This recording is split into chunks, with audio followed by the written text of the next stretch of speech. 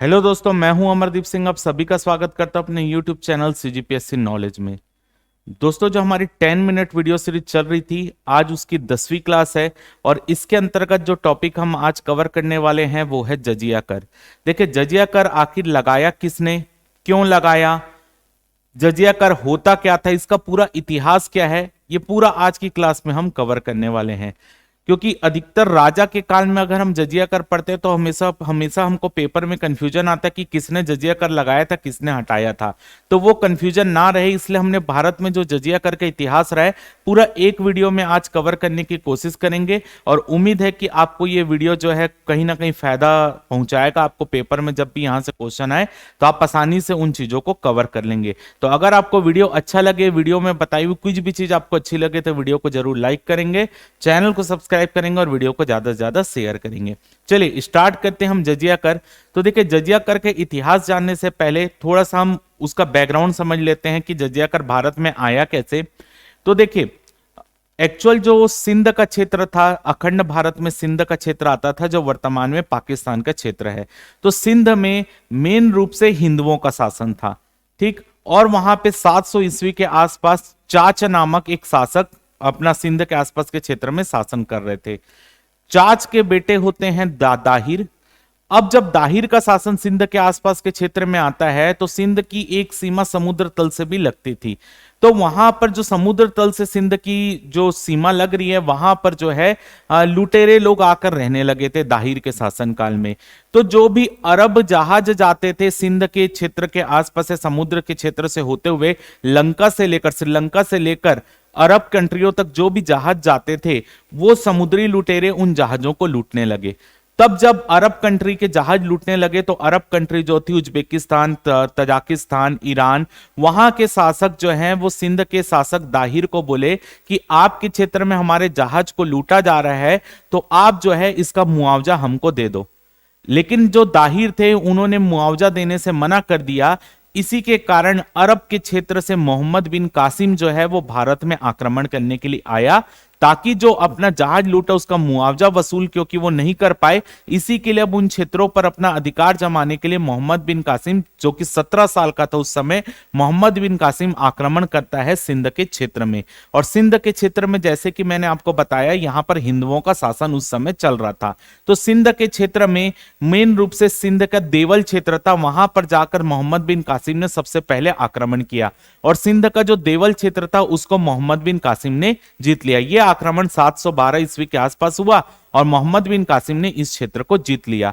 अब मोहम्मद बिन कासिम ने यहां पर बोला कि अब यहां पर इस्लामिक राज्य स्थापित हो गए, क्योंकि अरब क्षेत्र से आ रहे हैं तो यहां पर देवल के आसपास हमारा इस्लामिक राज्य स्थापित हो गया है। और अगर यहां पर केवल मुसलमानों को रहने की परमिशन है, लेकिन अगर कोई व्यक्ति मुसलमान नहीं है और यहां पर रहना चाहता है, जो भी हिंदू व्यक्ति जिनका शासन पहले से था, अगर वो मुसलमान नहीं है और यहां पर रहना चाहता है तो हमको उनको एक कर देना पड़ेगा, वो कर है जजिया कर। यानी अगर वो हिंदू उस इस्लामिक क्षेत्र में रहना चाहते हैं तो हिंदुओं का रहने के लिए, उस क्षेत्र में रहने के लिए जो कर लिया जाने लगा वो था जजिया कर। यानी मुसलमान तो वहां पर रह ले, लेकिन अगर कोई हिंदू वहां पर रहना चाहता है तो उनको वो कर ले देना पड़ता था, जिसे हम कहते थे जजिया कर। तो जजिया कर क्या है?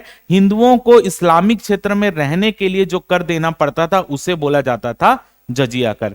अब देखिए, जजिया कर ऐसा नहीं कि जजिया कर एक प्रकार में यूनिक कर है या आप बोल सकते हो कि पहली बार ऐसा प्रयोग हुआ, ऐसा नहीं है। इससे पहले जो गढ़वाल वंश के शासन थे छत्तीसगढ़ में, छत्तीसगढ़ नहीं भारत में गढ़वाल वंश का जब शासन चल रहा था तो गढ़वाल जो राजपूत वंश के अंतर्गत आते थे उनकी राजधानी थी वाराणसी। तो गढ़वाल वंश के जो हिंदू शासक थे, राजपूत शासक थे, वो भी अपने क्षेत्र में एक प्रकार का ऐसा कर ही लगाते थे कि अगर उनके क्षेत्र में कोई मुसलमान आकर रहना चाहता था तो वो उनसे भी कर वसूल करते थे। यानी मुसलमान को राजपूत क्षेत्र में रहने के लिए भी कर देना पड़ता था। तो वो कर को उस समय कहा जाता था तुरुस्क दंड कर।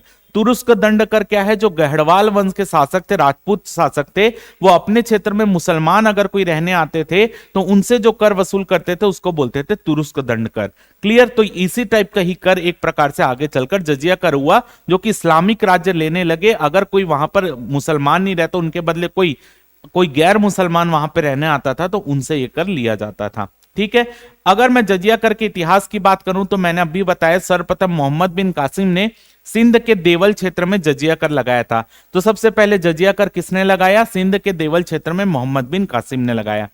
अब देखिए, जब मोहम्मद बिन कासिम ने जजिया कर लगाया तो मोहम्मद बिन कासिम ने उसमें जजिया कर में से कुछ लोगों को छूट दी थी, जैसे कि ब्राह्मणों से जजिया कर नहीं ले रहे थे वो, अगर कोई विकलांग दिव्यांग व्यक्ति उनसे भी जजिया कर वो नहीं ले रहे थे।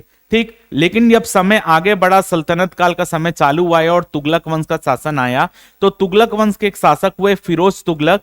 तो फिरोज तुगलक ने क्या किया कि जो अब सल्तनत काल में एक और नया कर आया था जिसे हम जकात कहते थे। सल्तनत काल में एक और नया कर आया था जिसे हम जकात नहीं खराज कहते थे। खराज क्या होता था? खराज एक प्रकार का ऐसा कर होता था कि अगर कोई क्षेत्र है, इस्लामिक राज्य है, और उसके अंतर्गत अगर कोई हिंदू रह रहे और हिंदू रह रहे उसके साथ साथ अगर वो वहां पर अपनी कृषि भूमि भी धारण कर रहा है, अगर कोई इस्लामिक राज्य में हिंदुओं के पास कोई कृषि भूमि होती थी तो उनकी कृषि भूमि के से जितनी उपज होती थी उस उपज का 20% पार्ट वो टैक्स के रूप में वसूल करते थे, जिसे वो खराज कहते थे। तो याद रखिएगा, खराज क्या था? अगर इस्लामिक क्षेत्र में कोई हिंदू यानी गैर मुसलमान के पास कोई भी भूमि होती थी तो उस भूमि पर उपज का 20% के रूप में टैक्स वसूल किया जाता था, जिसे हम खराज कहते थे। ये चीज याद रखिएगा। अब फिरोज शाह तुगलक ने क्या किया? ये खराज तो ले रहे थे, लेकिन अब उन्होंने खराज से ही जजिया कर को अलग कर दिया। मतलब सल्तनत काल में जजिया कर अलग से नहीं लग रहा था, वो खराज के रूप में ही लग जा रहा था। लेकिन जब फिरोज शाह तुगलक का शासन काल आया तो फिरोज शाह तुगलक ने क्या किया? खराज से जजिया को अलग कर दिया। यानी अब जो गैर मुसलमान उस क्षेत्र में रह रहा था उनको दो प्रकार के टैक्स देने पड़ रहे थे। एक खराज उनसे लिया जा रहा था जो कि वहां पर जिनके पास गैर मुसलमान और उनके पास कृषि भूमि है तो उसके उपज का 20% खराज ले रहे थे। और अगर उस क्षेत्र में भूमि तो धारण करने वालों से खराज ले लिए, लेकिन अगर कोई गैर मुसलमान को उस क्षेत्र में रहना था तो उनसे जजिया कर भी वसूल किए। यानी खराज के साथ साथ उन्होंने जजिया कर, खराज और जजिया कर पहले सल्तनत के शासक, चाहे गुलाम वंश के शासक हो या खिलजी वंश, वो खराज के अंतर्गत ही जजिया को मान ले रहे थे। लेकिन फिरोज शाह तुगलक ने भूमि जो गैर मुसलमान की अगर रहना चाहते तो उनसे जजिया कर लिया, और वही गैर मुसलमान के पास अगर जमीन भी है तो उनसे खराज कर भी लिया। यानी खराज से जजिया को अलग कर दिया फिरोज शाह तुगलक ने। और जो मोहम्मद बिन कासिम अभी तक जो टैक्स प्रणाली चलती आई थी उसमें अगर कोई व्यक्ति ब्राह्मण था तो उससे जजिया कर वसूल नहीं कर रहे थे, लेकिन फिरोज शाह तुगलक ने क्या किया? ब्राह्मणों से भी जजिया कर वसूल करना स्टार्ट कर दिया।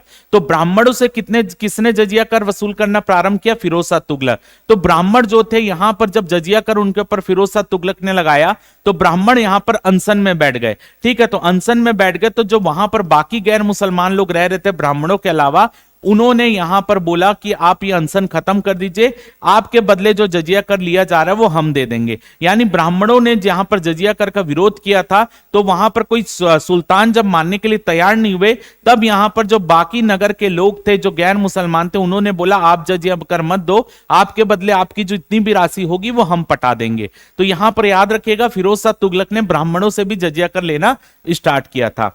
अब देखिए, एक आपको पता है कि विजयनगर बहमनी साम्राज्य पढ़ते हैं तो बहमनी शासक अलाउद्दीन हसन जिनका शासनकाल 1347 से 1358 ईस्वी के मध्य रहे, ये पहले ऐसे मुसलमान शासक थे, ये भारत में पहले ऐसे मुसलमान शासक थे जिन्होंने जजिया कर को बंद कर दिया था। यानी बहमनी शासक जो थे अलाउद्दीन हसन, ये पहले ऐसे मुसलमान शासक बने भारत में जिन्होंने जजिया कर लेने से मना कर दिया था। यानी हिंदुओं पर लगने वाले जजिया कर को लेने से इन्होंने मना कर दिया था। अगला देखते हैं कश्मीर का क्षेत्र। कश्मीर के क्षेत्र में सर्वप्रथम जजिया कर सिकंदर शाह ने लगाया था। आपको पता है कश्मीर में भी शासन चल रहा था मुसलमानों का, तो वहां पर कश्मीर में सर्वप्रथम जजिया कर सिकंदर शाह ने लगाया था। और कश्मीर के अकबर हम किसी को कहते हैं? कश्मीर का अकबर हम जैनुल जो है अबादीन को कहते हैं। ठीक है, तो जैनुल अबादीन जो कश्मीर के जब शासक बनते हैं तो जैनुल अबादीन भी जो जजिया कर था उसको समाप्त कर देते हैं, जिसको हम क्या बोलते हैं भाई? कश्मीर का अकबर बोलते हैं ना, जैनुल अबादीन। तो कश्मीर का अकबर किसे कहा जाता है? जैनुल अबादीन को। तो इन्होंने भी जजिया कर लेने से मना कर दिया था।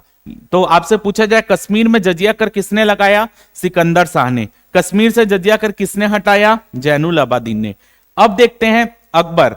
अकबर 1564 में 1564 में जजिया कर जो है वहां पर अकबर जो था, अकबर ने जजिया कर जो लग रहा था मुगल शासनकाल में, उसको अकबर ने 1564 में समाप्त कर दिया।